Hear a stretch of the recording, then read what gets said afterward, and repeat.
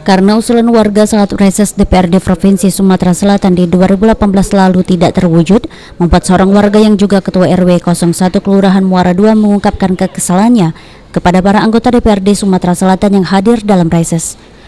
Menurut Ketua RW 01 Harjono, mereka enggan hadir dan tidak percaya dengan wakil rakyat karena menganggap kegiatan reses seperti tidak ada hasil atau sia-sia.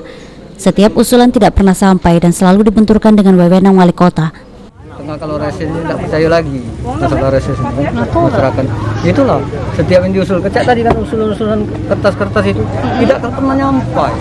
Masalah tidak disuruh lagi titipkan sama komisinya. Ya kalau ada kebijakan kita tampung lah keluhan masyarakat tadi kan. Sudah itu ditumburkannya dengan itu wewenang wali kota, bukan wewenang kami.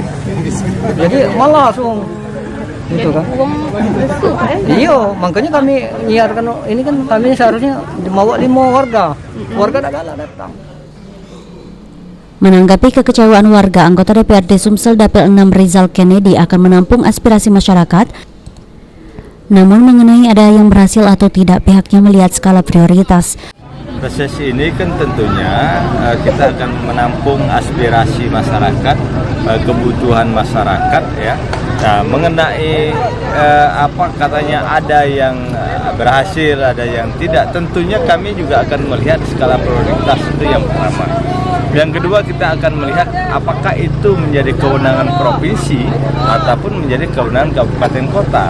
Karena semua hasil reses, semua usulan masyarakat itu selalu kita sampaikan di paripurna nantinya.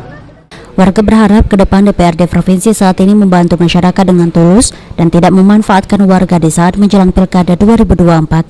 Beni Firdaus, PAL TV.